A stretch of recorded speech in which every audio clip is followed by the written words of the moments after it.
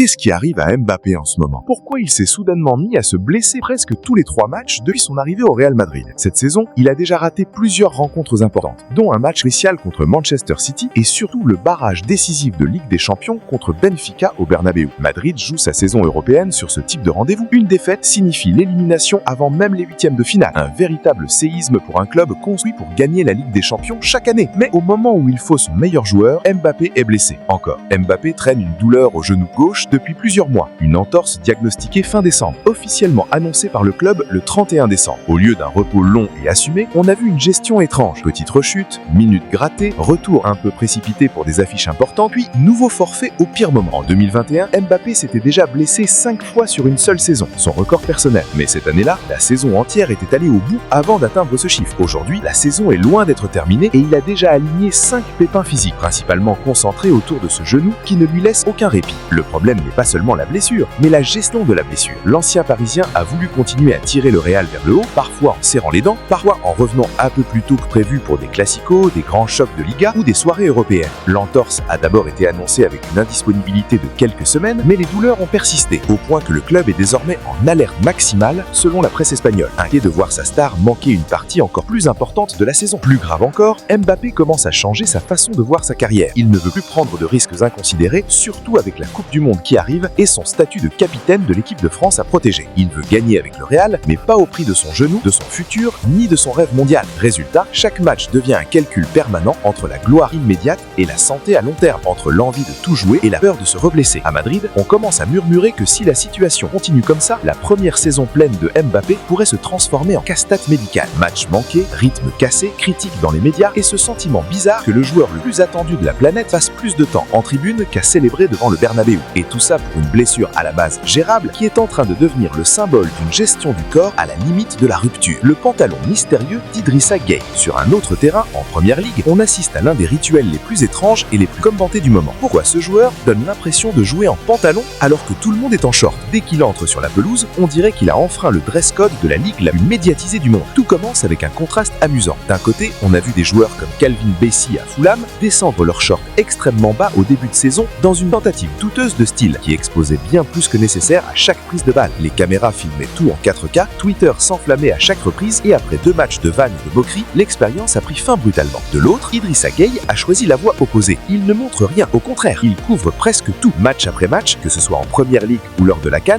Gueye apparaît avec un sous-short si long qu'il ressemble presque à un pantalon. Les gens se moquent, se demandent s'il a froid, s'il est superstitieux ou s'il essaie de lancer une nouvelle tendance. Mais derrière ce look atypique, il y a une raison bien plus profonde qu'un simple délire de mode. Idrissa Gueye est un joueur très attaché à sa foi, un musulman pratiquant qui assume ses convictions même quand elles font polémique, comme lorsqu'il a refusé de porter un maillot floqué avec des couleurs arc-en-ciel, ce qui avait déclenché une énorme controverse et même une réaction publique du président sénégalais, Macky Sall, pour défendre sa liberté de conscience. Dans cette logique, son choix vestimentaire est lié à une exigence religieuse personnelle. Couvrir ses genoux, respecter un certain code de pudeur sur le terrain, même dans le contexte d'un football moderne hyper exposé. Ce qui ressemble à un pantalon n'est pas un gag, mais un compromis entre les lois du jeu, les règlements des équipements et son désir de rester aligné avec ses principes. On peut se moquer, on peut ne pas comprendre, mais pour lui, chaque tacle, chaque sprint, chaque duel est aussi une façon de concilier haut niveau et spiritualité. L'ironie, c'est que le même joueur qui se fait troller pour ses sous-shorts est aussi au centre de débats plus larges sur la place de la religion dans le sport, sur la tolérance, sur les limites entre convictions personnelles et symboles collectifs. Quand Idrissa Gueye enfile son pantalon sous son short, il ne fait pas qu'entrer sur la pelouse, il impose silencieusement l'idée que le football n'est pas qu'un spectacle. C'est aussi un espace où chaque joueur arrive avec sa culture, sa foi et ses limites non négociables. Pendant ce temps, à des milliers de kilomètres, une autre histoire se joue et elle touche directement l'ego de 2 des plus grands joueurs de l'histoire, Lionel Messi et Cristiano Ronaldo. Les deux sont en fin de carrière, mais leur rivalité continue d'exister même au moment où leur trajectoire semble enfin se séparer pour de bon. Et au milieu de tout cela, un homme se retrouve au cœur du drame, Casemiro. Casemiro, c'est ce soldat silencieux qui a passé des années à couvrir le dos de Ronaldo au Real Madrid, à casser les contre-attaques, à gagner les duels, à faire le sale boulot pendant que CR7 collectionnait les ballons d'or. Quand Ronaldo a rejoint Manchester United, Casemiro a fini lui aussi par débarquer à Old Trafford, prolongeant ce lien presque fraternel. Cette impression que là où va Ronaldo, Casemiro n'est jamais très loin. Alors que Casemiro a annoncé qu'il quitterait Manchester United à la fin de la saison, beaucoup se sont dit que le scénario logique serait simple. Direction l'Arabie Saoudite, un dernier gros contrat et surtout la possibilité de rejoindre Al Nasser pour retrouver encore une fois Ronaldo. Mais la réalité est bien plus cruelle pour CR7. Casemiro a été aperçu à Miami en train de prospecter la ville, de visiter les installations pendant que les médias révèlent que l'Inter Miami de Messi en a a fait l'une de ses cibles prioritaires pour renforcer son milieu de terrain. Soudain, le décor change complètement. Au lieu d'un dernier chapitre Ronaldo-Casemiro dans le désert saoudien, on se dirige vers un duo Messi-Casemiro au soleil de Floride, dans le club qui est déjà devenu le centre du projet MLS le plus médiatisé du monde. Pour un joueur qui a passé des années à être l'un des plus grands anti-Messi sur le terrain, l'idée de maintenant le protéger lui, le servir lui en plein MLS a presque un parfum de trahison sportive. Ronaldo ne le dira sûrement jamais publiquement, mais voir son ancien garde de corps basculer potentiellement du côté de son éternel rival a de quoi lui brûler l'esprit. Casemiro n'est pas seulement en fin de cycle à United, il est dans une position où il doit choisir entre plusieurs mondes. Le romantisme d'un retour à Sao Paulo de ses débuts, l'argent et le projet sportif d'un club saoudien comme Al Nassr, le retour en Europe dans un club de Ligue des Champions ou la lumière mondiale de MLS avec Messi comme partenaire d'armes. Et plus les jours passent, plus les rumeurs autour de Miami et d'un accord avancé se multiplient, ajoutant une couche de tension supplémentaire à une rivalité qui, même loin de la Ligue des Champions, continue de produire des coups bas, des transferts symboliques et des histoires qui font mal à l'ego. Si Casemiro joint vraiment l'Inter Miami, ce ne sera pas seulement un transfert, ce sera un symbole, celui d'un ancien pilier du Real de Ronaldo qui, au crépuscule de sa carrière, choisit de finir ses dernières grandes passes pour Messi. Et quelque part dans son coin, Ronaldo verra ce choix comme un rêve brisé de plus, celui de reformer une dernière fois, sous d'autres couleurs, le trio invisible qu'il formait à Madrid entre la star, le buteur et le soldat qui protégeait tout. Toni Kroos sabote la carrière de Mbappé. Toni Kroos n'a jamais joué une seule minute avec Mbappé dans le Real Madrid, mais depuis sa retraite, l'Allemand semble obsédé par l'idée de miner la réputation du Français. Internet surnomme Mbappé le dictateur du vestiaire madrilène, celui qui impose la loi, qui décide de tout, qui ruine les carrières de ceux qui osent le contrarier. Une photo virale circule. Mbappé aurait détruit Benzema et Griezmann en sélection, mis fin à l'ère Ancelotti, saboté Rodrigo, Vinicius et Hendrik et même torpillé Xabi Alonso. Et pour une raison mystérieuse, Toni Kroos a liké ce post incendiaire, jetant de l'huile au feu sans un mot. Kroos, légende du Real avec 5 Ligues des Champions, n'a pas hésité à tacler subtilement Mbappé et Vinicius sur leur manque de travail défensif, insistant sur le fait que les grands attaquants doivent aussi défendre pour équilibrer l'équipe. Retraité depuis l'été dernier, il suit de près les difficultés madrilènes.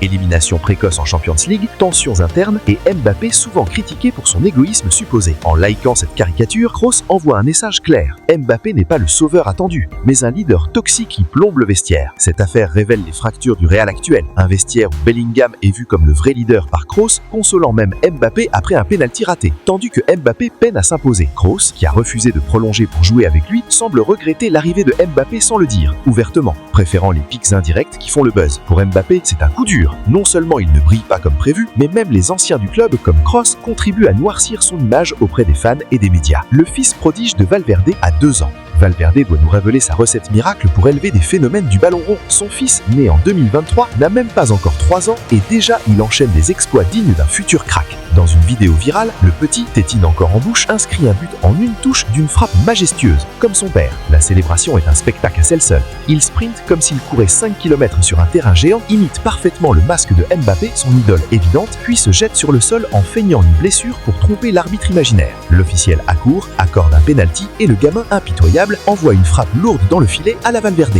Père. Pour la finale, il opte pour la pose de Bellingham, bras croisés, regard conquérant, prouvant qu'il connaît déjà les codes des grands. Ce n'est pas juste mignon, c'est l'héritage génétique en action. Valverde perd avec ses stats impressionnantes, 73 tacles, 71 interceptions, 53% de duels gagnés, transmet déjà vitesse, puissance et intelligence instinctive. À cet âge, où les autres enfants apprennent à marcher, lui maîtrise le dribble, la feinte et les célébrations. Valverde père plaisantait déjà en 2022 que surveiller son fils était plus dur que marquer Robertson.